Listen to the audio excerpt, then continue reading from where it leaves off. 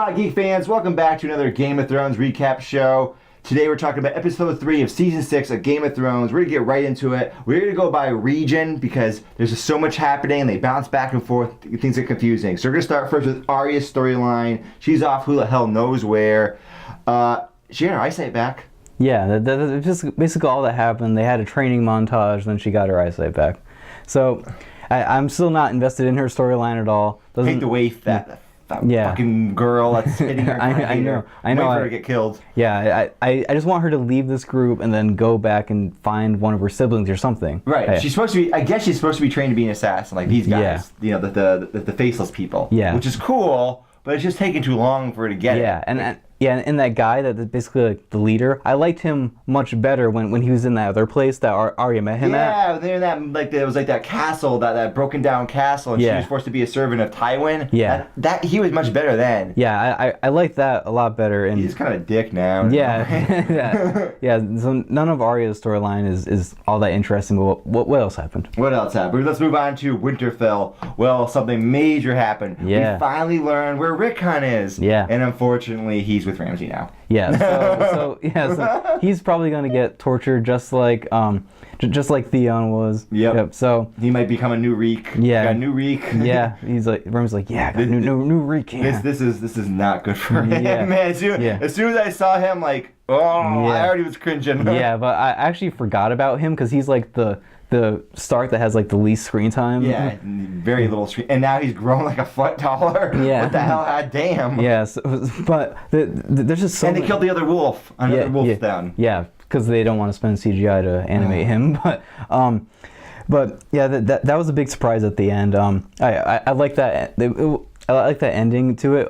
But I don't really know what's going to happen. But I don't know what Ramsay's plans are for him, but I was going to use him probably to find his original Reek or something like that. Yeah, it's interesting to see how they do use Rickon, because we don't really have that much to invest in Rickon, but we know how brutal Ramsay is.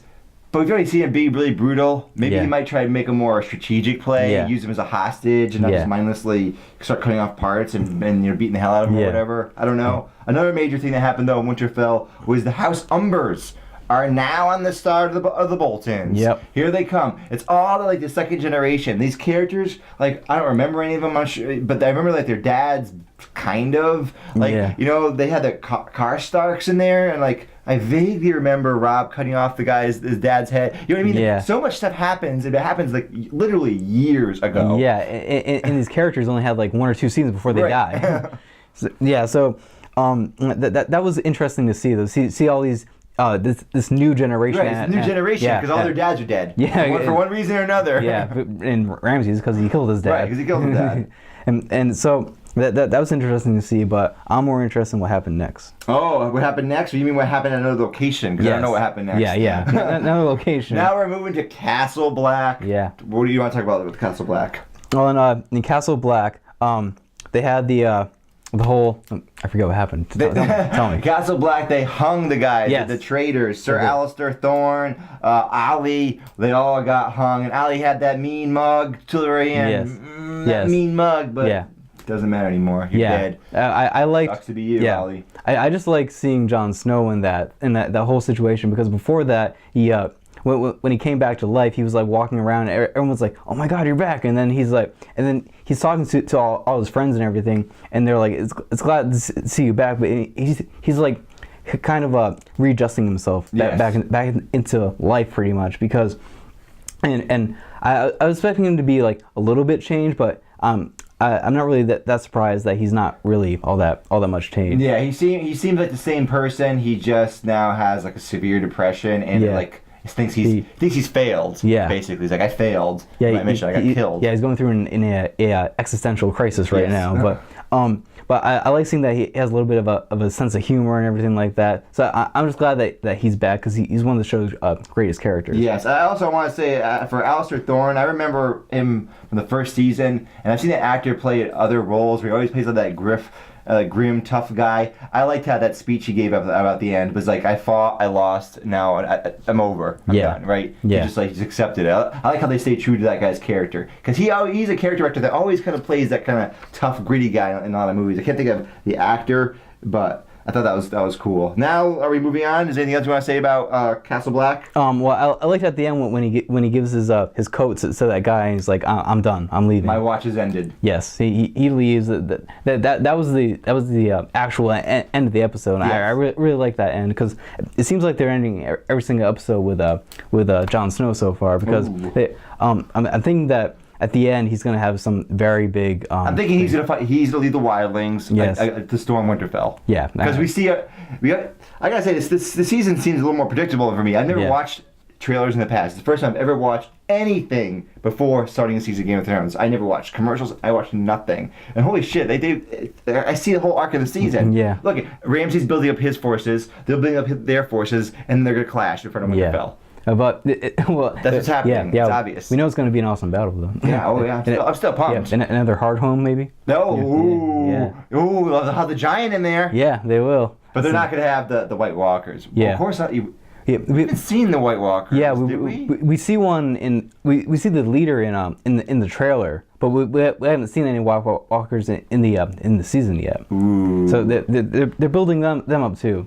Yeah, that I actually have no idea what their role is. Yeah, so I like that they're keeping them small and in the background. But what else happened? That's now we're gonna move on to King's Landing and the King's Small Council.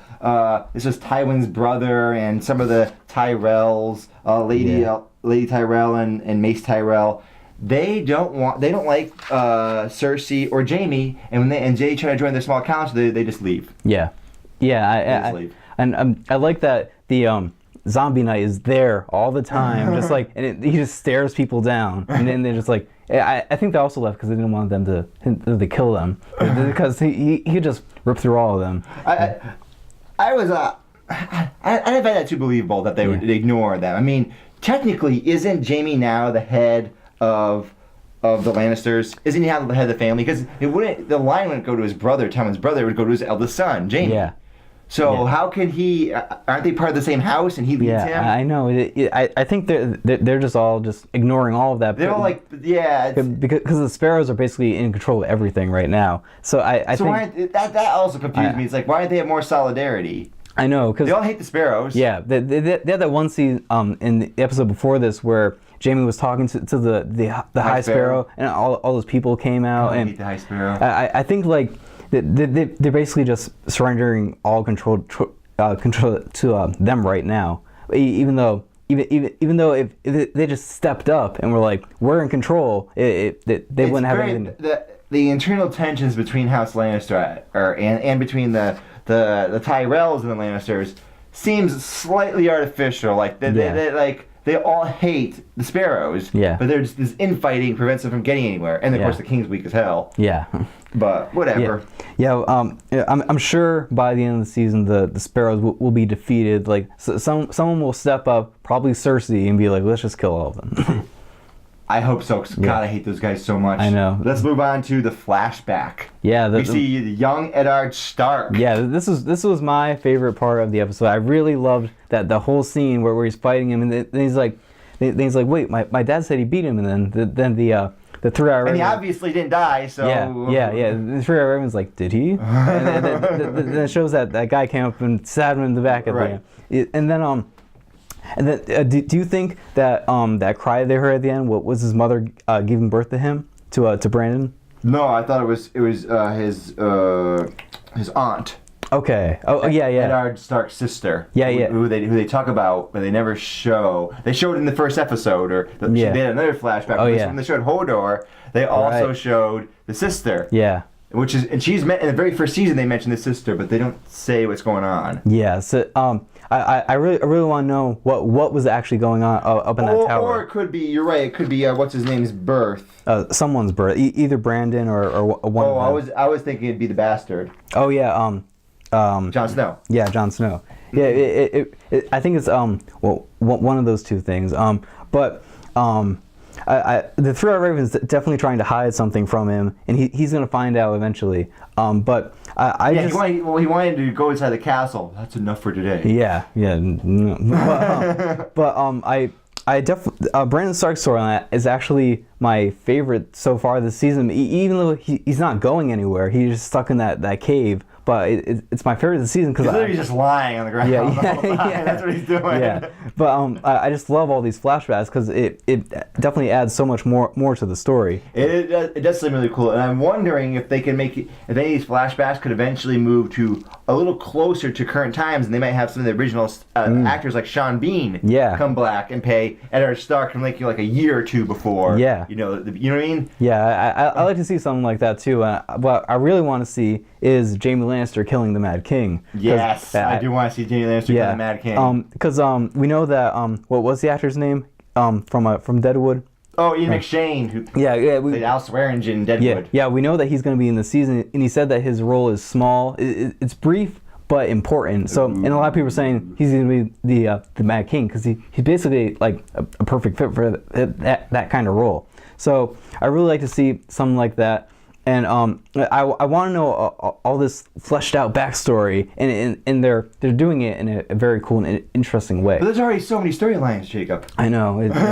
Now you're setting another one. I know, but we're not even talking about Dawn or talking about Khaleesi or the hell she's doing. No one wants to talk about that. Yeah. Well, let's actually mention Khaleesi's. The one thing we didn't mention in this episode is another location I got to add to the list. Yeah, she goes into that group of people that widows. Of widows, and that was basically all that happened. And it's thrilling. Yeah, it's she puts on some red clothing. That's basically it. But I'm more interested to know what's going on with her dragons, especially the big one. Yes. We know where he is.